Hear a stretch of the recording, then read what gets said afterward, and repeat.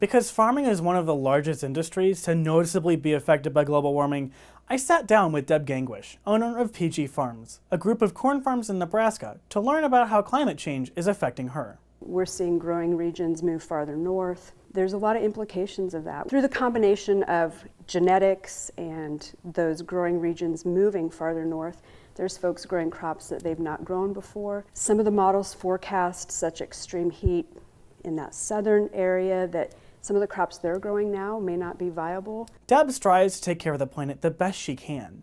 She's been farming for many years and has seen a lot of the changes firsthand. I know for a fact that humans have impacted the globe. We've had an impact on our climate, as well as just natural climate change that happens because of the tilt of the Earth's axis or because of different weather patterns. I don't think we can deny the fact that LA, New York, that the ground out our back door, it didn't look that way 250 years ago.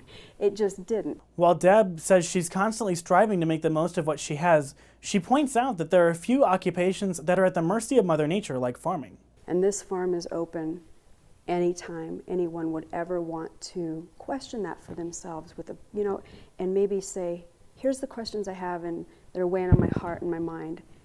Could I come for a visit? And the answer is absolutely yes. We don't have anything to hide. Not only does Deb work hard for her land, she has plenty of time to study up on the environment. I know the overall temperature across the continental U.S. has increased about 1.3 degrees, but I think in general, what we've experienced on our farm and in our area have been tremendous extremes. And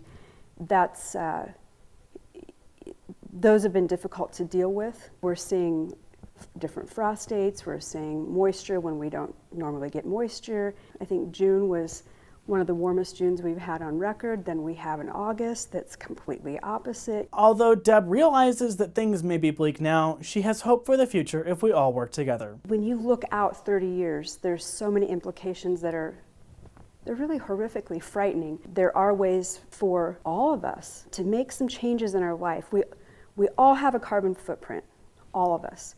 Farmers, individuals, industry, and we all need to work together and come to the table. This is not the time to blame each other, but let's stop blaming and let's start working together to figure out how we can arrive at a solution where each one of us, leaves the smallest footprint possible because we're in it together.